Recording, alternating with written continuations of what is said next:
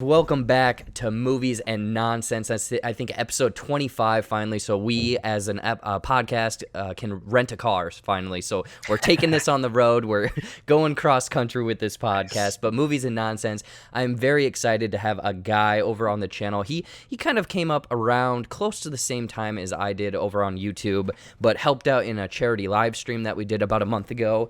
But I'm so excited. Elliot from Moviefiles, how's it going, my man?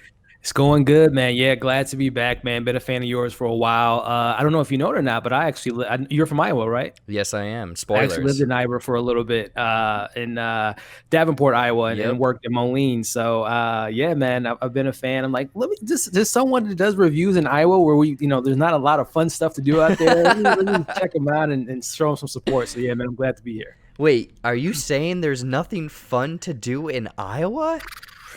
Not that other, getting ice cream and going to the river, and that's about it. Yeah, I live in a shack down by the river. We're going tubing later, people. No, I remember that had come up in I don't know, one of our exchanges at one point. You had said that you were from Davenport, which is funny. I mean, I'm from the middle of the state, but I had dated a girl that lived in Davenport, which is the girl that essentially got me back into movies and everything. So thank you to that person who, I don't know, maybe she's married now, who knows. But no, Elliot, thank you so much for joining, the podcast. It's been long overdue. Again, you had helped out, but I'm just kind of curious, getting right into it. Yeah. People who maybe aren't aware of your channel, because it is funny, because the YouTube film community is very big, but you get into circles of people that you're familiar with, you run into all of the time. And I feel like that's kind of the circle or sect that we're into. We see each other all the time. But people that are new to the channel, or, you being new over here, kind of give a brief outline of kind of what you do and what you're all about over on Movie Files. Yeah, man. 2017, September 4th to be exact, is when the channel was birthed, almost 3 years from now. But yeah, man, it's just a channel filled with just fun movie reviews, TV reviews, all the standard stuff. Like you had mentioned, a lot of us have similar styles in what we do on our channels, but trying to throw in a mix the last couple of months with quarantine, doing a lot of watch alongs, which has been a lot of fun, having conversations. Just the idea behind it's just like if we were at a place together, buddies, 5 or 6 buddies just sitting around talking about a film, talking about just all crazy stuff within the film industry and things of that nature. So I've been doing a lot of those, been trying to implement like Q&As and just really just building a community, man. It's just like, that's the beauty of this space of the internet. It is a dark and scary world on the internet, but when you find awesome people like yourself and the people I've been able to collaborate with, interact with on Instagram and Twitter, and reading the comments and seeing regular people interacting with my videos, that's what makes it all worth it, man. It's just like the interactions, the conversations and stuff you learn about people is just so cool. I mean, talking to people that live in like Europe and people in Australia, it's just like so mind-boggling that we are hours, like days worth of traveling away, but we can connect to this certain movie or certain TV shows. That's what all my stuff is about, man. It's doing a lot of stuff you do in regards to not just focusing on like the big stuff, but doing independent reviews for shows that people might not know about or movies people might not be aware of, and making that a more a broader audience to check those things out. So yeah, man, it's just a fun time on the at Movie Files, and yeah, man, I hope people check it out. Yeah, absolutely. That's the thing, is like, you start the channel with just kind of reviews, reactions, you branch off and start doing new stuff. And that's the thing, is I joked a couple weeks ago with you, and I'm like, Elliot, so when do you like sleep? You watch every single TV show. You're reviewing all of the same movies I'm doing, like your 365 DNI or days, the hot sex movie, the hottest movie of the year, right? Your review, my review, I think another review just exploded because people are very horny during this quarantine. But I'm curious, because you were kind of going, you were doing what all of us are doing. You're going out to movies every weekend. Yeah. You I think were more into kind of TV episodes before I was, and you still are. But how has essentially quarantined changed your routine, changed the content that you're focused on?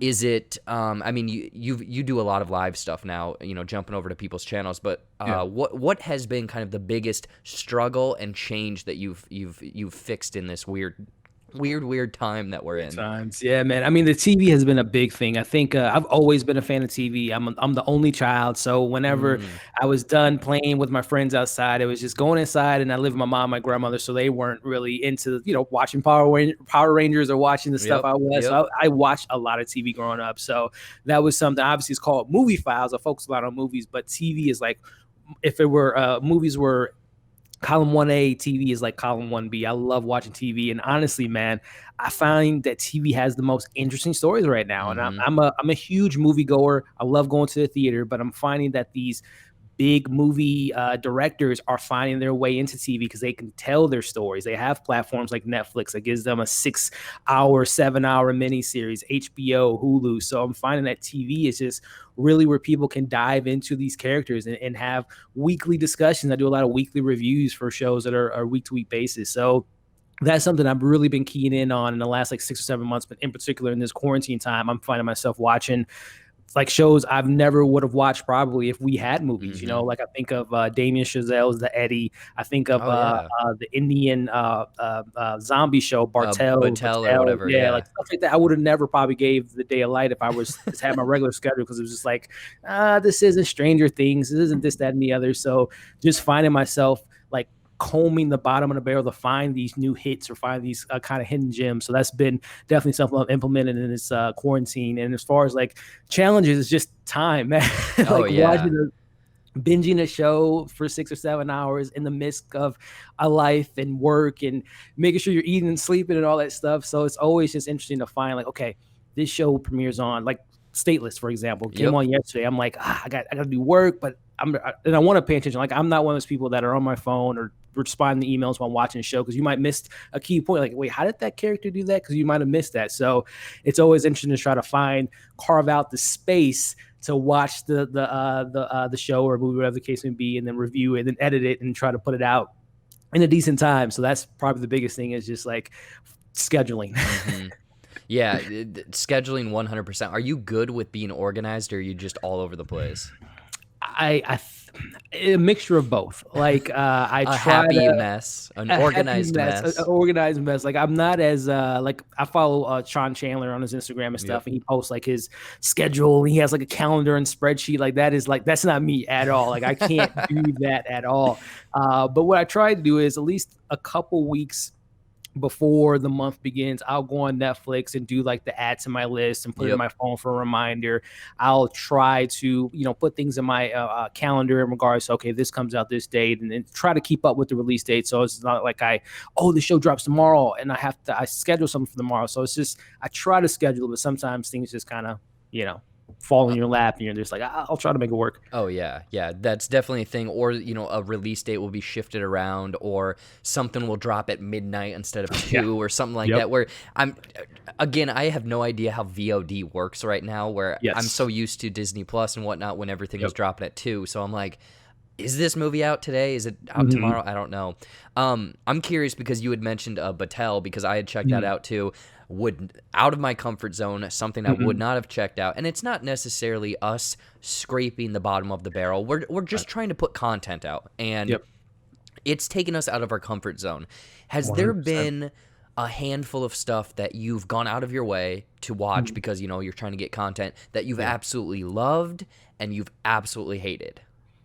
Oh man, that's a great question. I mean, so the like you had mentioned earlier, 365 DNI. That was, I saw you had talked about it, and I think it was Austin Burke. You guys, like, it was us three. Yep, that popped up on my thing. I was like, if they're talking about this, man, let me check it out. And I saw your review, and obviously the joke that you did at the very beginning with the lotion, and like, oh, that's my Netflix of the day. That's all I got to see. Let's watch this.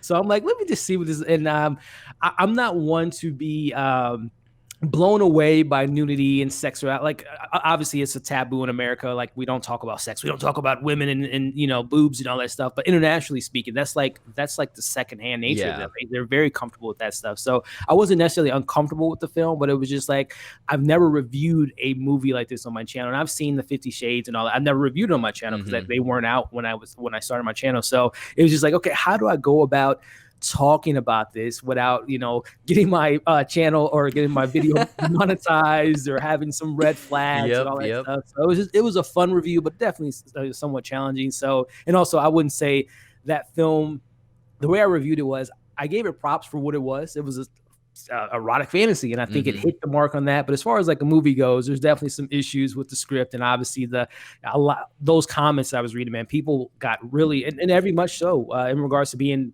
offended and being like, this movie's message is very backwards in regards to everything that goes through. So it's just those comments were interesting. So that film was definitely probably one of the more interesting ones as far as challenging goes. But going out of my comfort zone in a show that I'm trying to think of something that just was like, oh man, this is such a waste of time. Well, while you think, I want to throw in my 2 cents about that 365. I think that, I had reviewed it as, I guess it is a fantasy. People need to accept that.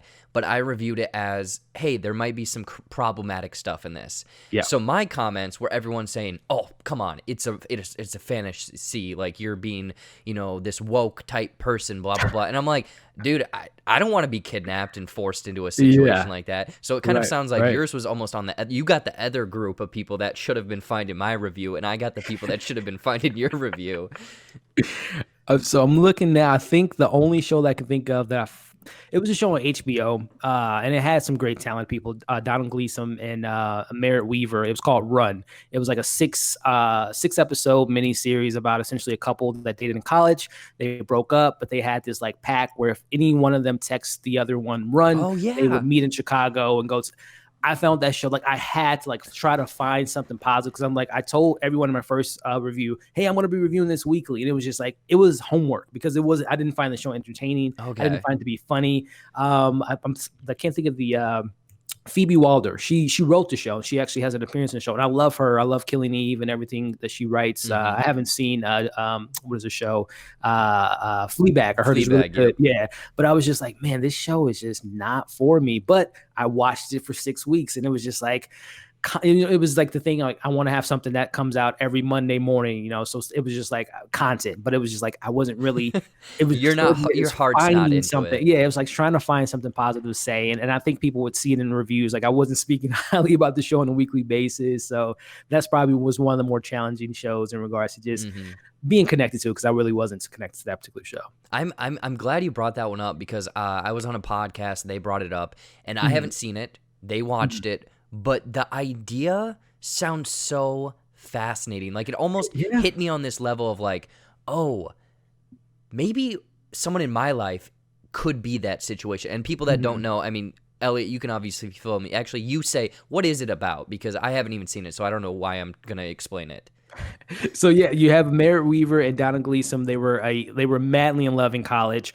They just didn't work out. They just weren't meant to be at that time. So 10 years later, Merritt Wever, she's married with kids. Donald Gleason, he's a motivational speaker, and he has something that happens to him. He's a very famous guy, but something happens, and he texts her, run.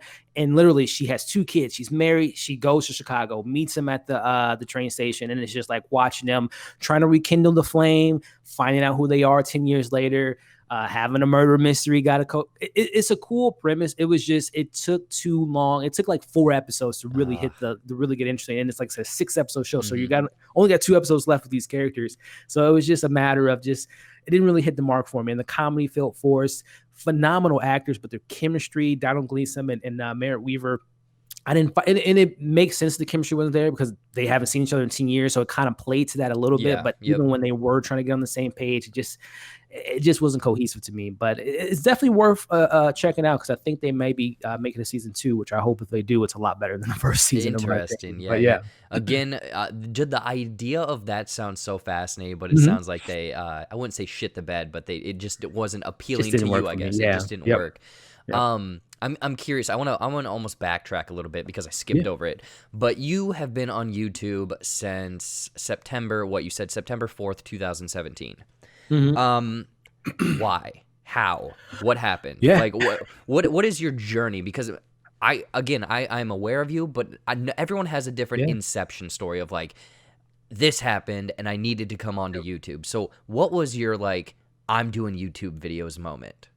Yeah, so actually, prior to 2017, for the longest time in high school, I had a YouTube channel because I'm a big. Okay. I went actually my career path or a dream of mine was to actually make movies. So I went to college for film and video, got a degree in film and video, and did all that stuff and edit, sound design, sound mixing, directing. Right, I did the whole gamma, and that was the plan. But paying for college isn't cheap, so I had to get a 9 to 5, and kind of as that kind of went along, less reviews, less movies I was viewing, less shows I was watching, and the dream of becoming a director or whatever my plan was just kind of went to the back burner because it was just like, okay, I'm working this job, and you do your job well, you get management position, you get this, that, and the other, and you think that, okay, maybe this is where I want to go. And obviously things kind of, you switch jobs, you move states and all that stuff. So initially I did have a YouTube channel for about 4 years, and it was just like a mosh of just like random stuff, video game reviews, Oh yeah. unboxings for video game. It was just like I had no like vision, no goal for it. It was just literally because YouTube was so different, 10 years ago, 8-10 years ago. So fast forward to 2017, I was just like, you know what? I'm getting back to watching movies. And I was always watching movies during those times. It just wasn't as hardcore as it was when I was in high school. But it was like, you know what? I'm living in, I lived in Iowa for 2 years. It's not a lot to do. So let me start watching, getting back into shows, getting into Game of Thrones, all that stuff. So that's when I was just like, hey, man, I'm watching all this stuff. Let me just get back to the YouTube space and just create content. Because honestly, I just wasn't, mentally speaking, I wasn't in a happy spot where I was working at Best Buy. I've been in retail prior to my new career in real estate. I was in retail for like 10 plus years. So I was worked at Target for 4 years in high school. And that was like some of the first half of college. Worked at Best Buy for like 4 years in management, and worked at a retail store called H.H. Gregg for a while. So it was like the retail chain, and it was just like Black Fridays, working on the holidays. It was just like, weekends. It wears you down. I'm like, I can't do this much longer. So that kind of transitioned into where I'm at now, which is selling real estate. But in the midst of all that, I was just like, let me get back to stuff that when I am at home that can bring me some joy. And that's, watching movies, watching shows, things of that nature. So again, going back 2017, it was like, hey, I'm getting back to the groove of watching these things. Let me talk about these things like I used to with my friends. Because a lot of my friends in high school, we used to be big geeks of watching a movie and then just going to a McDonald's or a Steak and Shake and talking about the film and talking about it the next day at school. So it was like bringing that back was kind of the motivation in 2017 of just talking movies and meeting more awesome people to talk movies about. Yeah. Wow, that is fascinating that you had a channel prior to that, and you said you had it for 4 years. Like, was it a big channel? Or just no, okay, not at all. Because it was like, I think even then, compared to now, tags. I wasn't thinking about tagging things, descriptions. The thumbnails were like it was probably like just a screen cap of the video, exactly of what the video was. So it just wasn't like a professional like going at it to build an audience. It was just like, hey, let me just put this out there, and whatever comes of it, comes of it. So that's where the approach was. But now it's completely different in regards to, I want people to watch videos and seek out these things that I'm talking about, but at the same time, maybe motivate them to start something that they've been wanting to do for a while, or again, having conversation about some of these tougher shows that have a really a tough subject matter, whether it be like we talked about stateless immigration, or where watching Monsters of Men, talking about the stuff that's going on in the U.S. with police force and Black Lives Matter and all that stuff. So it's like having those conversations too are a big thing of why I make certain videos and talk about certain movies and shows and putting it out there. Yeah. For people looking for that channel, we will put it down in the description. His old channel. I'm kidding. I don't even know what I did with that channel. Honestly. Oh man, someone probably has it, and it's like 2 million subscribers somehow now. But you had brought up a good point, because I feel like a lot of people on the YouTubes, they start because they like that feeling of going to a movie and talking to your friends after the fact, and it sounds like that's what you were doing prior to all of this. Now, right now, I'm assuming that that's part of the reason you came over to YouTube. But is it because do you go to a lot of movies alone? Yeah, because it's just like, again, scheduling with me having schedule with my day-to-day job. It's just like, okay, I gotta probably go at 1 o'clock in the afternoon or 10 in the morning or super late. So it's just like, I don't really have that tag along partner to go with me with a lot of the screeners. And sometimes I'm lucky enough to have like early access screeners to certain films with connections that I have out here in St. Louis where I'm at, where it's just like, hey, you email a publicist or whatever and ask if you can see the film, and 9 times out of 10 they let me check it out. Sometimes they don't get back to you, but yeah, normally when it comes to movies, I'm it's normally solo dolo, but every now and then you see the same people that you see at certain screeners and you interact with them and that stuff like that. So yeah. Yeah, the fact that you would, I mean, I feel like a lot of people go to the movies alone, which was a stigma I had to get over right away. But I was like, you know what? I'm not talking to anyone here. You know, if people are going to think that I'm the weirdo that comes in and sits in the same spot and just gets a glass of water, like whatever, so be it. But did your love of film, again, almost rewinding a little bit more, because my perceivance of time is horrible.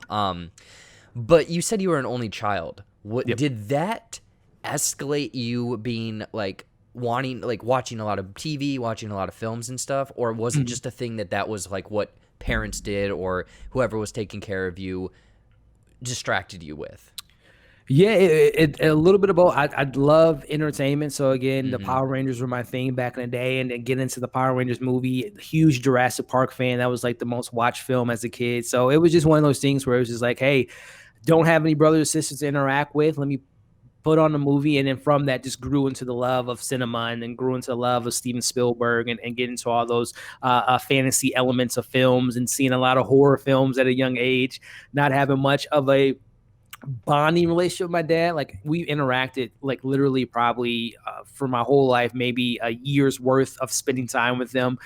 Just not the best dad. So even when we would hang out, it would be like watching movies at his house, watching TV shows, old classic horror films, things of that nature. So he was the one that kind of opened my eyes to the older stuff, and my older cousins would get me into watching the more mature stuff that I probably shouldn't have been watching. So it's just a matter of being the only child and just finding yourself watching all these stuff to try to keep yourself busy, try to keep yourself entertained. So that's really kind of where the love of media and movies and shows kind of came from, for sure. And I'm assuming that then pushed you over into, wanting to do filmmaking or working in that sphere and whatnot. Most definitely. It's just like I love watching these things, how much more satisfying or gratifying it would be to make something like that. So that was kind of the genesis of going to school for that. And that's another thing too, just kind of the my way of reviewing and putting my self out there in regards to suggestions or recommendations, or whatever the case may be, or criticisms. I don't always try to bash films just because I know what it takes to make a film, and knowing how much work goes into it and how it can be a passion project. And sometimes they don't stick to execution, but 9 times out of 10, those directors, those creators learn from their mistakes and they go on to do bigger and better things. But that's one of my reasons why, a lot of people joke and say, oh man, like some of my friends are watching reviews, oh, you were being too nice for that film, or being too nice for this and that. And I'm like, it's not just being too nice. It's just like, there are things, if I didn't find something too entertaining, I can still see how someone else might like it. So I might call out, hey, this didn't work for me, but this particular element did, remind me of this, that, and the other. So I always try to go into criticism of the film as not doing rants. And I don't know, a lot of people go out there and do the rants and have success of doing it, and that's awesome. But to me, it's just about trying to find some positive in something that may not be that great. But at the same time, still being honest too about it. If I didn't like it, be honest about it. But at the same time, try to find some light in that darkness.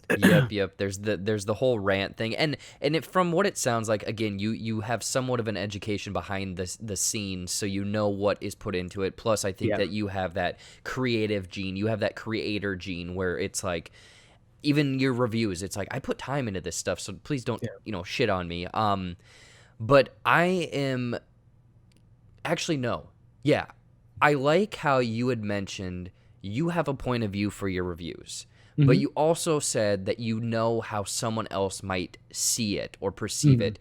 Is that something that almost sets you apart, of being like, I can see things from almost a different point of view. This is why I'm putting it in my review, where Joe Nobody watches your review and totally sees where you're coming from, or felt the way that you didn't, but you connect with him because you're like, well, I know why you liked it, maybe. Yeah, I think that's where a lot of again the community aspect of building a YouTube channel is you find those people that even if they don't agree with you, they can still kind of see your point because you're making a point to say, hey, this is why. Because some people too, when it comes to everyone has their own style of reviewing, Yep. but the one one of the things that may not work for a lot of people is when people review something, they say, I didn't like the cinematography, I didn't like the actor, I didn't like this, that, and the other, and they don't really go into depth of like, okay, so what was it about it that you didn't like, or what was it exactly that did you liked about the film? What it resonated with you. So I try to not get too analytical because you had, I know we all have our, there's a lot of great YouTubers that are just like incredible with like, they do the video essays, they do like Yep. this film and breaking it all down analytically speaking. And that is something that I try to implement, but not at the same time, not overproduce my videos, not get super deep and over, because some people it might go over their heads. Some films I think of, the A24 films of the world, or Yep. Christopher Nolan, or the Denis Villeneuve, or there's a show on Netflix called Dark, which is like easily the most complex show I've ever, the most complex media of anything, movies, shows, books. Like it is such a intellectual show, but at the same time, you don't want to,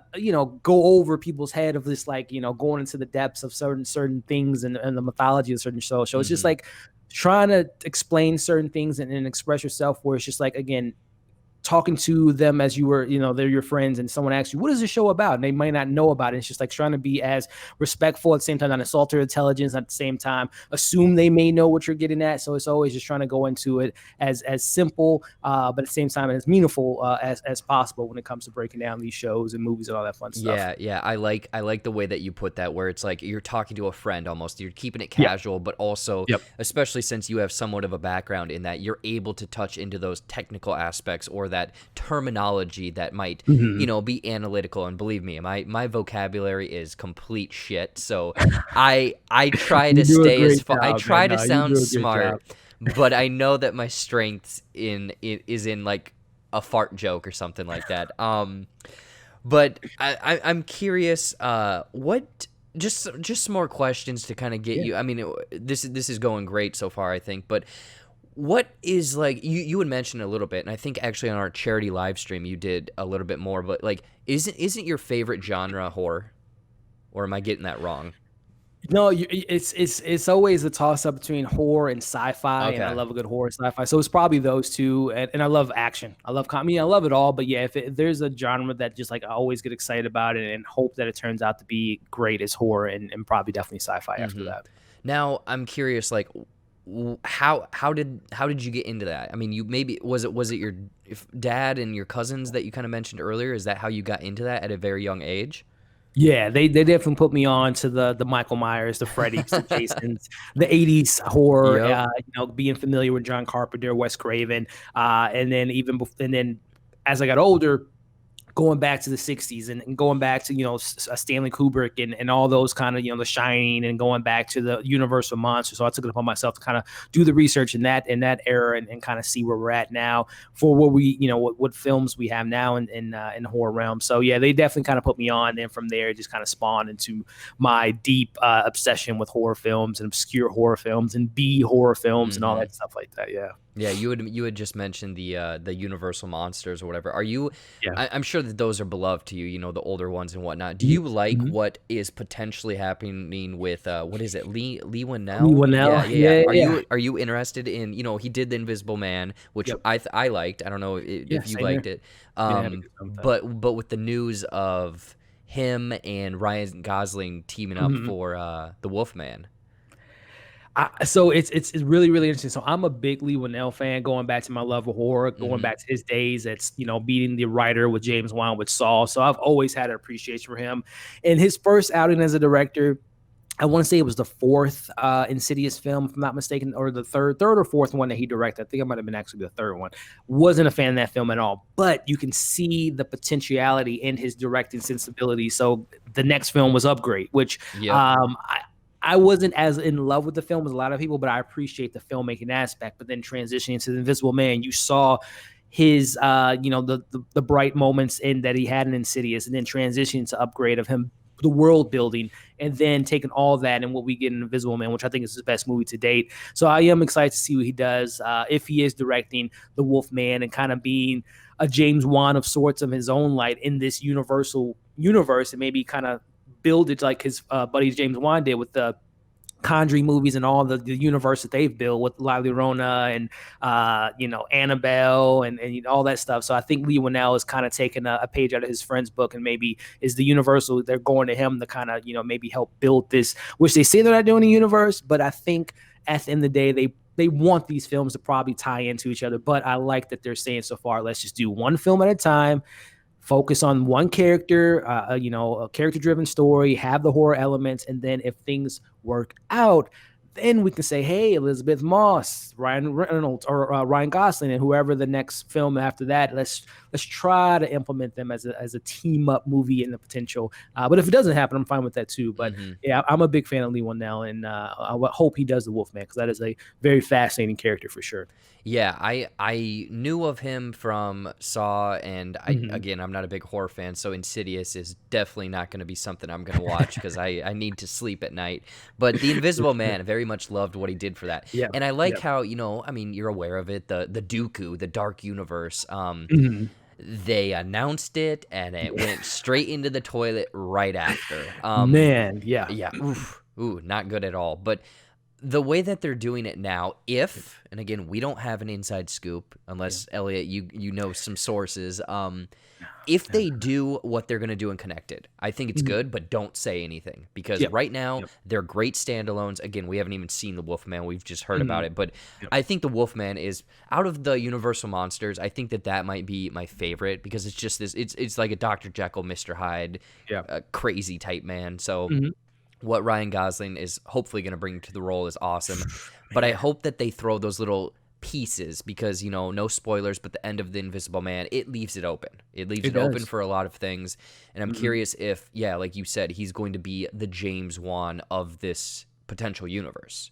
And connecting the pieces. Because, I mean, again, you have the director of Invisible Man, so who would be better to set up an Easter egg, or having I can't think of the Invisible Man of the movie, Dorian or whatever his name was, his company in the background, or you see a newspaper. Man, I just got chills thinking about that. Or this $20 million technology is often elusive. I mean, there's a lot of potential things that they can just throw in there, and then for those Eagle fans that snapshots and see the little background stuff, say, oh, wasn't that an Invisible? So I think that would be great, that Leigh Whannell will be the one to connect those two universes, and maybe be executive producer for Frankenstein or Dracula and stuff like that, if they go that route. Man, you just got me excited for this that isn't even happening yet. But wow, I'm very excited for that. I'm curious though, because I'm not a big horror fan. I've dabbled in it a little bit more since, essentially reviewing movies in 2017. What is like an easy way into horror for myself? Like, where should I start, kind of like, maybe the 70s, 80s to today? Like, what are a handful of movies I should check out? I'm sure one of them is Hereditary, and I still don't know if I could do that one. I mean, for me, it was I fell in love with Michael Myers. That's like my guy. Like, Halloween 78 is my favorite horror film of all time. And with following Michael Myers throughout his 11, now 12 films, I think, you see the good in the classic A79, you see the ugly, and Michael Myers, The Curse of Michael Myers. So you see all the different, the good, the bad, and within that franchise, you see all the different things that you can see in different horror films. So for me, it was like finding an iconic character that I can love and appreciate, and even through the good and the bad, you still have that appreciation for the crafting of what they were trying to do. And then you find yourself, okay, Ghostface with Scream, Leatherface with Texas Chainsaw Massacre. So I think for someone that's trying to dabble into horror, and maybe I'm trying to think of a good, probably for you, because I know you love a good comedy and all that stuff, is maybe Sam Raimi, man. Get into the Evil Dead franchise with, the first Evil Dead is definitely more of the horror realm of any of them, of the three, but, get into the Army of Darkness, and Evil Dead 2 is the mixture, which is a very hard thing to balance, is horror and comedy. I think Sam Raimi is a master at that. So maybe get into that universe. I know there's a TV show about it, which I haven't gotten into, and hopefully we'll get the sequel, the fourth one that they're trying to do. That's not in the universe, but is in the universe. And I love the 2013 Avia, I can think of his name right now. But 2013's remake of The Evil Dead remake was of like it, one of yep. my favorite remakes of any movie. So I'm really excited to see what they do with the universe. So I think Evil Dead would be a good one for you because again, it has some comedic elements, but it's also a good horror film. And then finding your way towards the Hereditaries of the world, the Bobadokes of the Yep. world, and Oh all those man, kind of don't even psychological horrors. get those in my mind because now I'm gonna be all creeped out and whatnot. I'm glad that you did bring up the Evil Dead because I'm familiar with it. I know of it and everything, and I Yeah. remember those commercials from 2013 where it's like the girl coming out of like the trap door or Oh yeah, whatever, Mia, and man. Yeah. oh god, that oh man, being I in love like that film, man. I think that was the last year or first. I think it was the first year I was living on my own, and that would Mhm. come on late at night. Whew. No, thank All you, the lights sir. on, right? No, thank you, sir. But I have seen bits and pieces of Army of Darkness, so Yeah. maybe I need to actually jump into those a little bit more because, again, there's been a handful of horror films, and I don't know if it's like right now. And again, I'm not a horror fanatic, but I feel like Mhm. the horror films I have seen, I'm like, oh, these are smart, well thought out, very produced. But like, Yeah. isn't this almost like a not really a horror renaissance, but like this is almost a new age of horror that we've had in the last couple years, right? Yeah, you're seeing the more methodical approach about horror. Back in the early 2000s, the quote unquote horror porn industry was a big thing Yep. in regards to Hostels of the And World, Saw. Human Oh, Centipede, like in the ugh. films where they will go for the shock value, they would go for the grotesque, try to make you grossed out more than getting in your head, the psychological aspect of these things. And they were just going for the gore. But and it's always been around, like they call it, I think, elevated horror is like the horror that's like more in depth and it goes Hmm. into the psyche of the character. So I think we're starting to see that Stanley Kubrick approach of horror films, whether it be a Jordan Peele, whether it be a Jennifer Kent for The Nightingale and the Babadook, or Ari Aster, the way he kind of crafts his films, or Robert Eggers from The Witch and The Lighthouse. So you're seeing these directors now that studied film, like cinematic, like they are film buffs. So like they take those more super intellectual approaches to it, but then they throw in those horror elements without going to the tropes of jump scares, super bloody and gory, shock value. They're trying to get in your head and really make you think about the idea of if something like this were to come true, the idea of someone suffering from grieving. Like that's the thing about Hereditary. It's a story about grieving. Hmm. At the end of the day, yeah, it's freaky as hell, especially the third act, but it's really about a story about how someone handles grieving.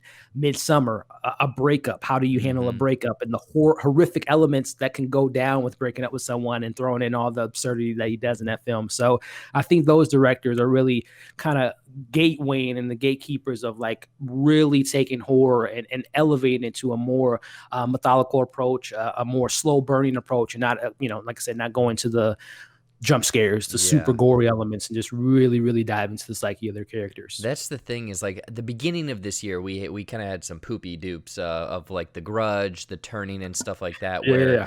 where it was those jump scares where it's just Yep. like, come on, like I would fall for it, but I'd be like, okay, then I have to laugh right after the fact. Now a word from our sponsors. Do you want to start investing but haven't a clue where to begin because of the high commission fees and intimidating financial jargon? Well, look no further because Robinhood is here to save the day, the commission-free investing app. With Robinhood, you are able to trade stocks, funds, options, and even cryptocurrency. And with no commission fees, no minimums, no velvet rope, to get started. They even offer fractional stock trading for those of you on a budget. Many young people wait far too long to start investing, so why not start today? Either to prepare for retirement or gain a few extra schmeckles for a fun weekend vacation. Right now, if you sign up using the download code below or in the description, you will be gifted with a stock from Apple, Ford, Facebook, or many others absolutely free. Don't wait until tomorrow because today is the best time to start. Investing should be free and easy, and now it is with Robinhood. Do you love to read but simply cannot find the time to enjoy your favorite books? Or, did you actually forget how to read? Well, try Audible today. Audible is the world's largest seller and producer of audiobooks and other spoken word entertainment, enriching the lives of millions of listeners every day. With their customer-centric approach to technological innovation and superior programming, Audible has reinvented a media category and is the driving force behind today's audio entertainment revolution. And if you sign up today, you can enjoy a 30-day free trial, which includes 1 audiobook and 2 Audible originals absolutely free. Simply click the link in the description of this video to get signed up and enjoy unlimited audio entertainment with Audible. Now, back to the show. Yeah, But you've mentioned you've seen Midsommar, you've seen Hereditary. Where's your stance? I'm curious of Ari Aster. One of my favorites working today, man. I think the guy is just what I like about Ari Aster is the risk of his filmmaking. Like he doesn't rely, like I said, on the traditional tropes of horror. And again, also too, I don't want to make it seem like I'm just snobby horror guy. Like I watch elevated horror. Right. I get into those silly jump scare galore, and that's the thing too. That's another aspect of horror. It's like going to a haunted house. You go to a haunted house to be freaked out and get jump scared, right? You want to feel something. Exactly. So there's by no means am I diminishing or downplaying those, because I love those films just as much as I do the more intellectual ones. But I think Ari Aster just goes about it again, like he dives into the more deeper, scarier, like the dark side of humanity in regards to where characters can go when possessed by a demon in Hereditary, or a cult-like following in Midsommar. So it's just like, again, taking the more grounded approach where we can relate to losing someone, like in Hereditary. We can relate to breaking up with someone and what comes with that in Midsommar, but then giving you those cult vibes, giving you those more horrific elements of body torture and things of that nature. So I just like his, and again, I know he's not for everyone for sure, because it's a very slow burning approach to his filmmaking, but it's just the craftsmanship of again, how he composes his shots, the set designs of Hereditary, of those doll houses, the horror elements of Midsommar. It's a horror film in the daytime. Yeah, it's so bright. It's such an uneasy feeling. Yep. So I just love his craftsmanship that I really appreciate. And see, that's the thing. I haven't seen Hereditary. I've seen Midsommar. That was kind of my first exposure to him. I know it's a damn good movie. It is not my style because it's shock factor. It makes me feel icky, especially that very opening scene with the sister. I should have known what I was getting into. That's basically what I'm saying. But have you ever seen the short film that he did, I believe, the Meet the Johnsons or something like that? I have seen bits and pieces of it. I've yet to sit down and watch. I know it deals with like family, like child. It's a son and a father, and there's a sexual relationship. Yep. I remember, I think when Midsommar was coming out, I was like, okay, I'll go check this out. Again, watched bits and pieces, and I was like, this is too much for me. I am out of here. So he, like you said, he is able to take real life aspects, like you said, the grief, the breakup, even in that the Johnsons thing. I think that's what it's called. I don't know. Someone probably correct me in the comments, but that almost takes like this family dynamic too that is just, oh man, it is so disgusting and gross, but he is able to do such a great job with them. Like, I'm not going to not deny it. He's damn good at what he does, but it's just not my style at all. I hear you, man. And that's kind of the beauty of him as a director too. It's just like, he's not the crowd pleaser. He's not for everyone. And some of my favorite music artists, some of my other people that I like in sports or whatever the case may be, they're not for everyone. That's kind of their appeal, right? That they're not all sides. The hats or shoes, they don't fit everyone's size. So I kind of like that aspect too. That he isn't for everyone, which kind of makes him kind of cool too. So yeah. And I think, God, I wish I had it handy, but I swear that he came out, and it was probably a joke on Twitter, but he said that his next film was like a horror comedy or something. I'm like, you know what? You might reel me back in, man. I'm 0 for 1 for Midsommar. I appreciate everything, but if you're getting me a horror comedy, I'm on board for it. Going back over to YouTube, because I mean, it sounds like you are a horror fan through and through. But again, actually, what are some like good sci-fi? Is there a good sci-fi horror mix of movies? Like, I'm thinking of like Event Horizon or something like that. I don't Yeah, know if Event there's really. Horizon, you know, kind of the Aliens is a Yeah, horror yep. sci-fi, more of an action sci-fi Mm-hmm. horror, more than the first one. You know, I think of Alex Garland does a good job of that in regards to like Annihilation, kind of has Oh a sci-fi yeah, element with the horrific bear scene. You know, that even Ex scene. Machina to a little extent. That scene needs to be talked about more because that is a horrifying scene. Yeah, Yeah, the and bear it's like screaming. ah. It's yeah, the imagery and everything about that scene. He's one of my favorite directors too. I'm trying to think. I mean, there's so many, and I'm drawing a blank, of course, at this Mhm. moment on the spot. But there's so many different movies that implement the you know, space movies that explore space. Or I'm really getting excited about people diving deeper into the depths of the ocean. You know, whether it Oh, be Colin Trevorrow. I don't know what his new Atlantis film is. It going to be a sci-fi or a horror? But I mean, literally we don't know what's under there. That's what I love about James no, Cameron, this whole man. Avatar thing. Is like, what's under the water, man? That really kind of creeps me out. Even earlier this year, that I didn't really like the film Kristen Stewart's Underwater. Yep. It didn't really work for me, but like that idea of like deep dive into the depths of the water. But I mean, that's that. I just love that combination when you can get kind of heavy or heady with the sci-fi elements, or you know, futuristic dystopian time, and then mixing in those horrific vibes of the future and what's to come in the future. Because I think that's really what resonates for me with horror, is just like the idea of speaking of humanity and where we are as a society. A lot of horror films, like I think, like again, Jordan Peele does a really good job of Mhm. not being preachy in his films. Like he deals with race in a lot of his movies, but he doesn't do it where it's just like in your face and making you uncomfortable about the situation, but talking about, you know, certain elements of you know, things that are going on in society. So I love when horror films kind of tap into that zeitgeist of what we see day in, day out, and then mix it in those crazy, more over the top scare factors to their Mhm. films. So yeah. Mhm. I always ask people, my friends, sometimes people on the podcast, what's Mhm. scarier, space or the ocean?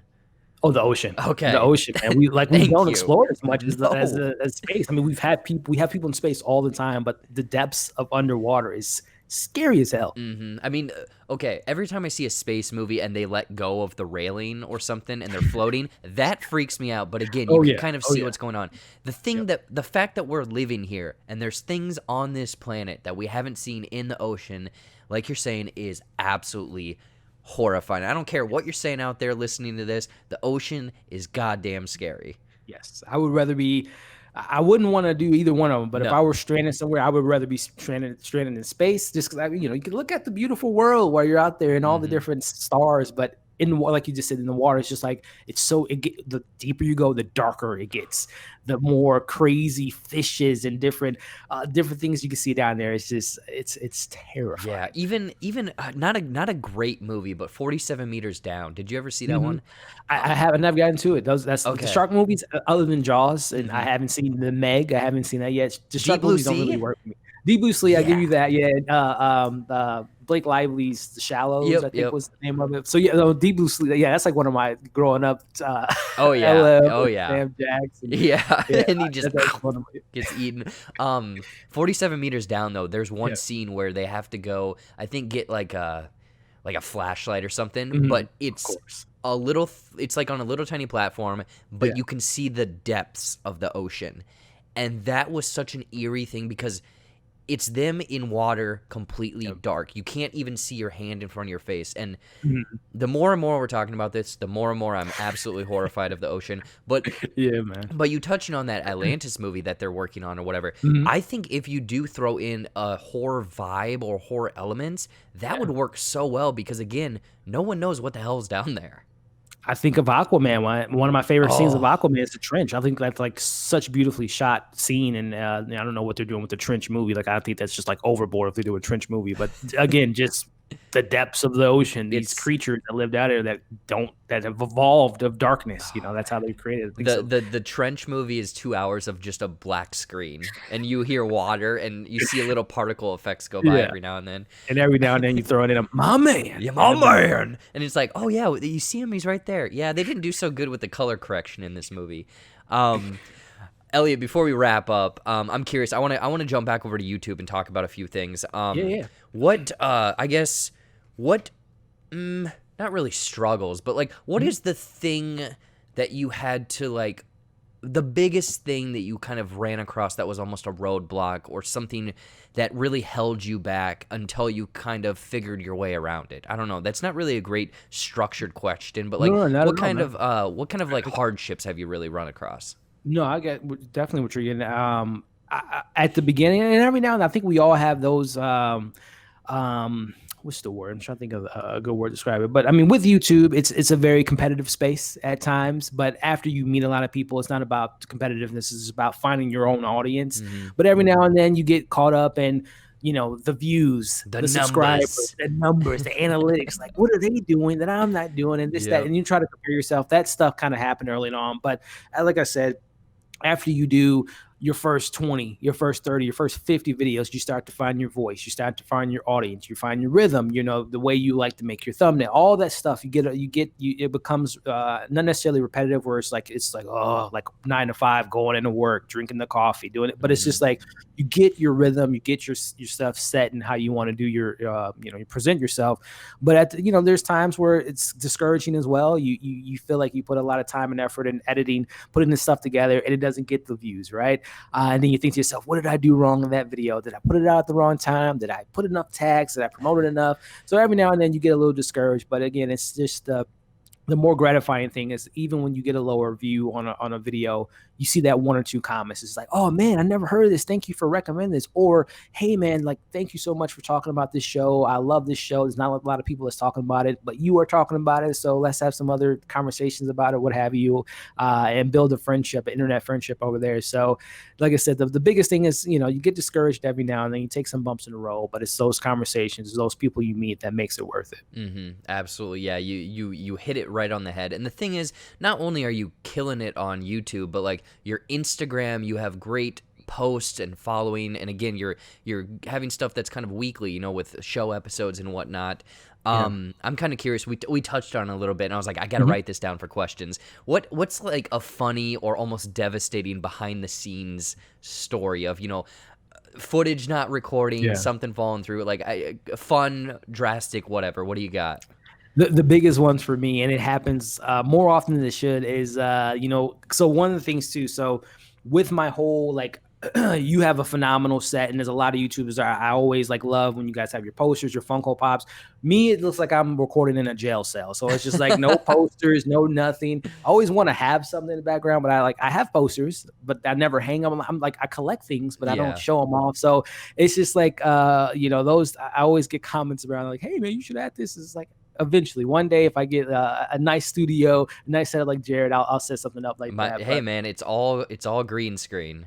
It's all green screen. So that's something to add. But in regards to just kind of as time went by, I was always recommending like, hey, I love what you're saying, but I can't hear you that well. You should get a mic. So December, I got a microphone, got a lighting kit, and it's just like little things to kind of improve the channel and all that stuff. So to going back to your question in regards to like mess ups, I've done a lot of reviews where I'm like, super into it and I'm not recording myself, or the audio's not recording. Do you accidentally, because I just got this Yeti mic about a year ago. Yeah. Do you ever accidentally hit that damn mute button?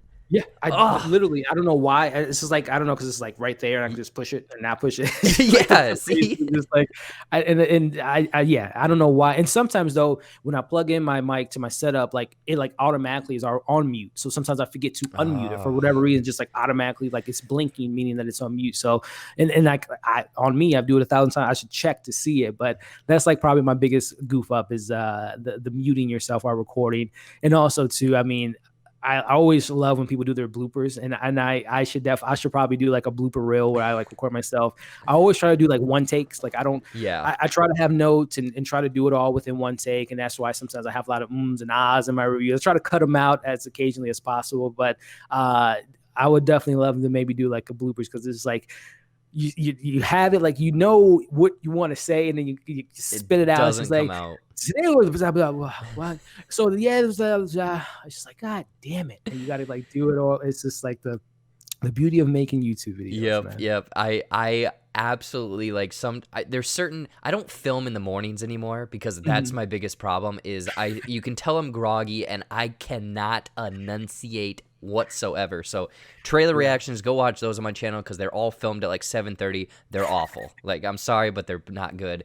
But yeah, the whole The whole filming and not having the sound or the video or something like that not working is the biggest, like, oh, this was a great, like, I had my Yeah. thoughts all cleared out, Yep. and Yep. this was going to be the best review ever, and it's gone. It's useless. I couldn't imagine being an actor, man. 4 takes, 5 takes, 6 takes. Like, you think that was the best take, and like the director's like, no, do it again.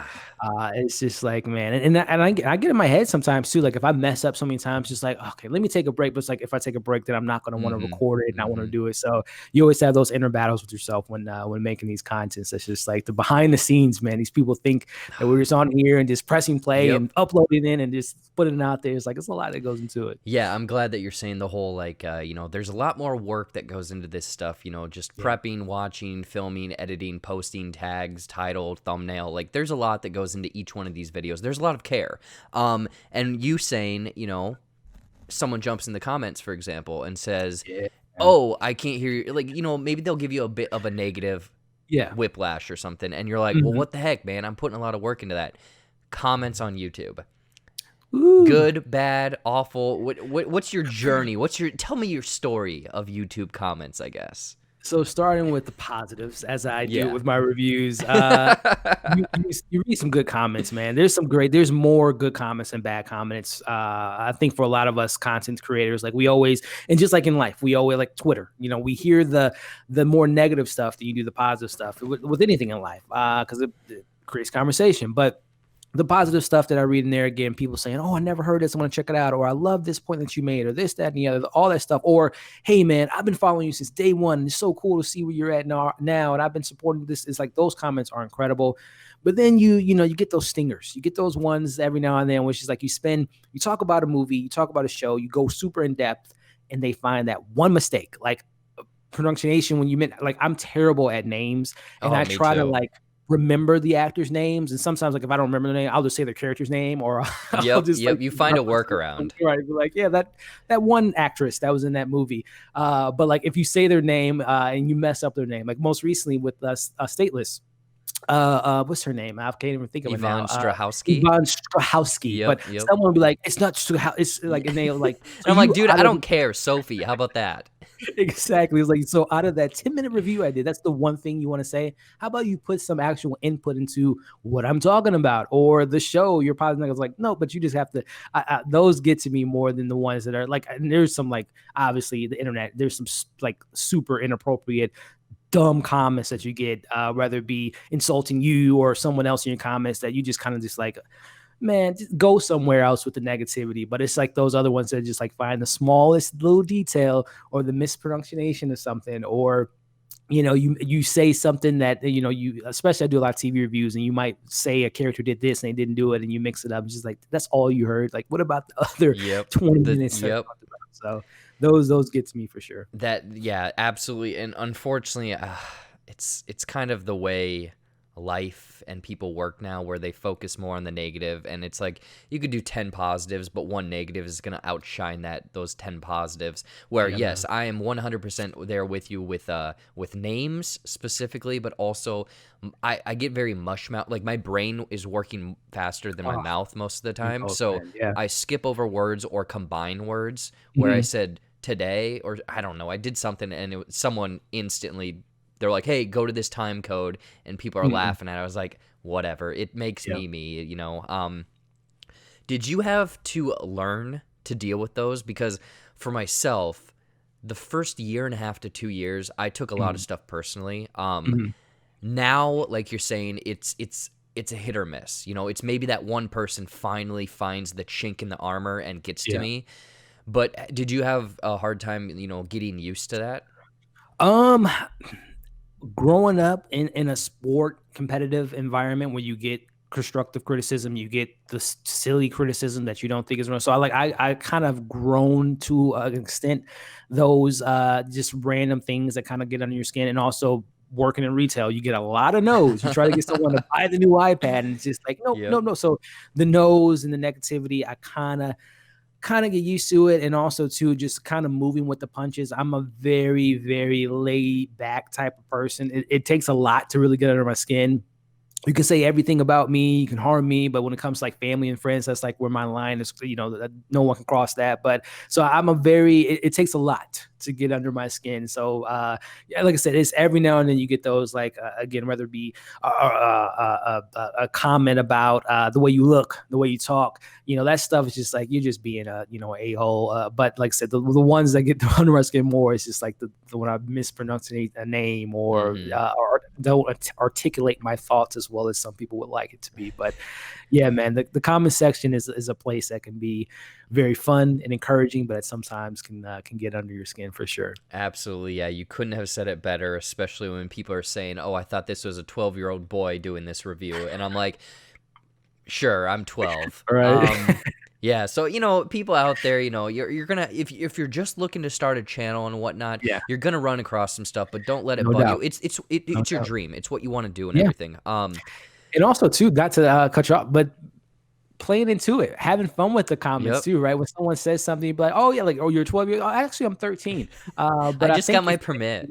exactly, it's just like playing. I love the little zingers going back at people, and they say stupid stuff like, "This dude thinks he knows what he's talking about." Like, yeah, right. He's such an idiot, right? Like, why would you even listen? Like, I sometimes play with those people, and you don't hear them comment again because they're just like, like they don't have a rebuttal. So I always love playing back with The those people.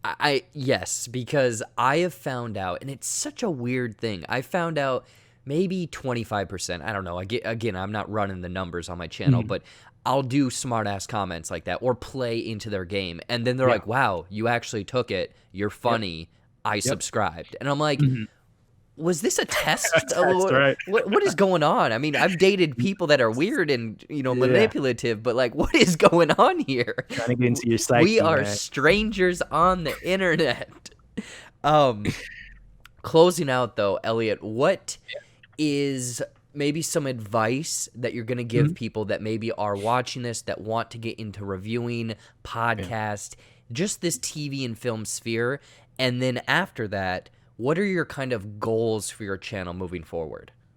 Yeah, man. As far as someone getting into, making YouTubes or putting this stuff out there, whether it even be Instagram or Twitter, just putting yourself out there to the public. Just remember what got you into it, right? Just finding that love and that passion that you have for whatever that may be, movie, film, anime, erotic fantasy books, whatever that case may be. Just remember what you love about it, and know that there's someone else out there that loves the same things you love, and you're going to eventually find them. And sometimes it may take a couple weeks, a couple months, a year or two, but they're out there and you're going to find them. And that's a big thing too when starting. I wish I would have did this 3 years ago. Yep. Collaborations are huge, Yep. like interacting with Jared. You mentioned you were on the phone with Griffin the other day. I just interact with him for the first time, a couple weeks ago, and yesterday on someone's live stream. The more you can interact and collaborate with people, not only can their audience meet you, but you're also meeting someone else that's doing the exact same thing. They can have the conversations about the comment section. They can talk about uploading their videos, what softwares they use, lighting, camera, all that stuff. So it's like when you're starting off new, try to find someone else who's kind of in the same path as you, starting off YouTube. Comment in their videos, talk about what they're, reviewing, watch what they're watching, and try to build a relationship and a community around that. And you'll be so surprised of, again, when you have those bad days, you can shoot them a text, say, "Hey man, read this comment. Is it me or is this comment just super silly or I'm being over the top?" So definitely collaborations are a big thing that I would recommend doing something. Obviously finding your rhythm, finding who you are as a YouTuber, finding your comfort level. But then once you kind of hit that mark, reach out to other people and try to like I said, build a relationship and a friendship with them. And then your second question in Yeah, regards to actually, I'm gonna cut you off right there, yeah, Elliot. yeah, for sure. All of that, fantastic, and yeah, the whole collaboration thing. Well, one, it's just working up to that. I think that's the biggest thing, Yes, and then yes, yes, also, yes. like, I think that you probably started the collaborations a little bit before me, but I have found some delightful people from it. I have had great conversations, and I've also found people that it's like, okay, our viewpoints clash a little bit, Yeah. but it's fun to get that conversation. Before we get into that last question that I got, before this, were you tech savvy or educated in design, editing, filming, audio, like, or did you teach yourself through this last like almost 3 years now of Yeah, doing all of that?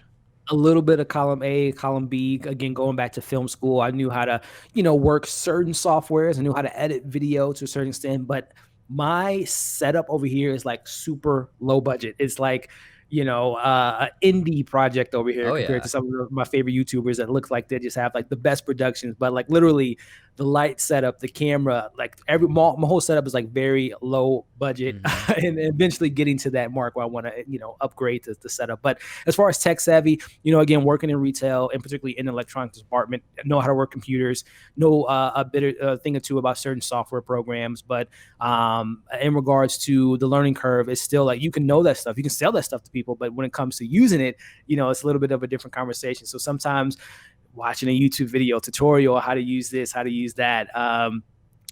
Literally 99% of my, like how I do my videos in regards to using Canva, using certain programs, what mics do people use, a good lighting kit. Like I watch so many different videos out there to kind of point me in the right direction to kind of, implement to my own videos. So the tech stuff, I there's a lot that I can learn from it. Like, again, I don't use like OBS for streaming. I use like the StreamYard, and that's like the only extent of my streaming. The thing is, StreamYard is great.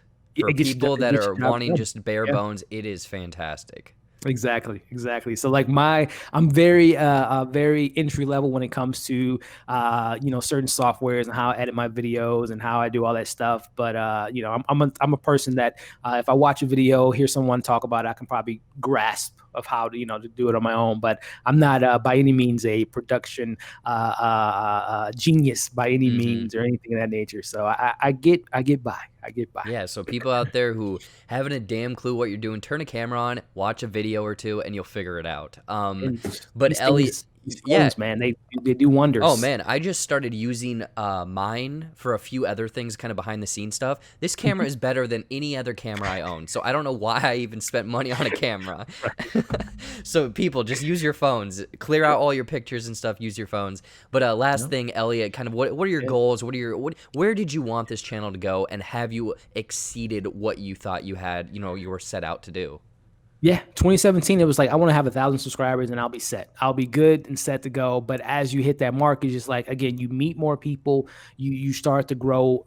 It was, a hobby to a certain extent, to now it's like, this is something that I can see myself doing 5 to 10 years from now in regards to just being in this space and having your voice out there. I think that's a big thing too of why I do YouTube. It's just, again, sometimes we don't get to speak about some of the stuff that we have no control over in the world. But sometimes, having your voice out there and putting yourself out there, it fills a certain hole or fills a certain slot where, again, you might not be able to change the justice system, immigration, the way minorities and women and everyone's treated. But sometimes when you put yourself out there, it kind of makes you feel like I'm someone can hear me. They're hearing me out. They're getting my opinion out there. And that kind of fills that void to a certain extent.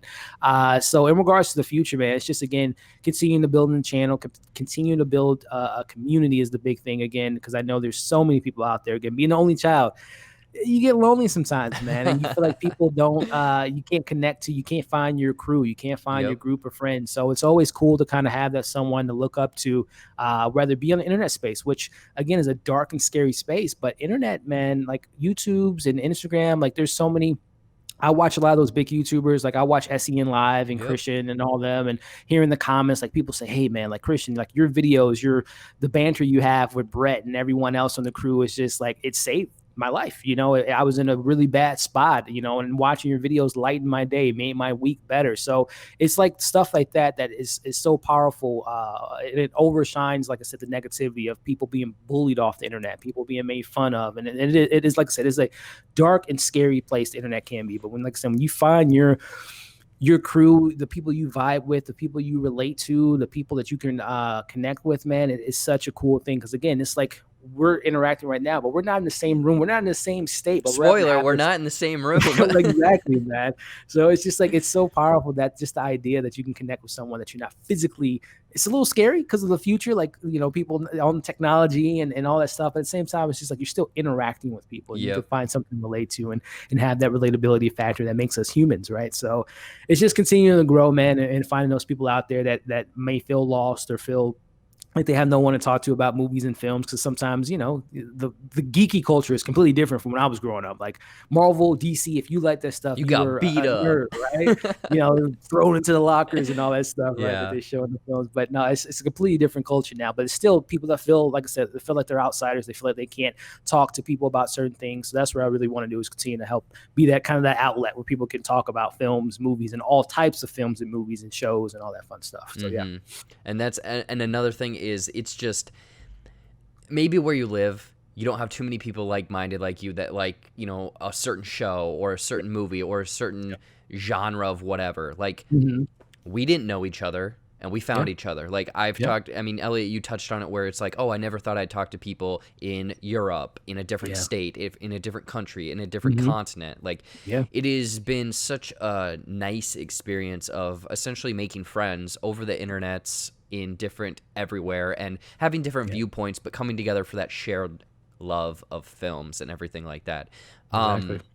But Elliot, no, thank you, my man. Like, again, this has been long overdue. I'm horrible with getting guests, because I feel sometimes that reaching out is a hard thing for me. It's a hard thing, but thank you so much. Same here, man. Yeah. Same here. So thank you so much for coming on to the podcast, Movies and Nonsense 25. Again, we rented a car for this episode. He's actually in the back seat right now. But Elliot, where can people find you? What's coming on the channel? Plugs, anything and everything. The floor is yours. Yeah, man. Hey, Jared, man. Honor, privilege to be here. Like I said, I've been a fan of yours for a while, man, and I love your reviews, love your takes on films, love your sense of humor. It's like, again, if I want to pick me up, I'm not going to Funny or Die. I'm not going to watching a movie. I'm going to Jared's channel. Elliot, stop fluffing me, man. Stop fluffing me. Man, I love your content, man. So again, such a honor to be here, and hopefully we can do more of these in the future. But yeah, guys, you can find me on the internets at YouTube at Moviefiles. Again, the way the quarantine has been time-wise, I'm trying to put out videos at least 5 times, sometimes 6 days a week. So it's becoming a full-time job at this point. It always seems like, but I have such a fun time doing so. So again, whether it be just like Jared, a new Netflix show, Hulu show, Disney, Apple TV Plus, I try to put my 2 cents in on whatever that movie or show is every week. There's certain shows that come on HBO. Again, Doom Patrol, Perry Mason on HBO. You know, shows that are on a weekly basis. I try to do week-to-week episodes, reviews and breakdowns. And then one of the fun things I do on my channel that I have such a fun time, and I got to get Jared on one of these, is watch-alongs. The idea of a watch-along is kind of like it sounds, but it's so incredible how still people don't know what a watch along is. But hey, to each his own. It baffles me when people are like, where's the movie? Why are you playing the movie? It's like, dude, copyright, I can't do it. I'm sorry. But essentially, yeah, me and a group of other 5 or 6 people, we get on a panel, we press play on the movie at the same time, we commentate on it. We might you know, have a side conversation about like, for example, I have a watch along for Spider-Man. So we're going to talk about the film. Obviously, it's the last MCU film over a year that we've seen, but it's going to be talking about Spider-Man, talking about the MCU, talking about the Spider-Verse, talking about Venom, Morbius. So watch alongs are something I do. Morbius, the living vampire.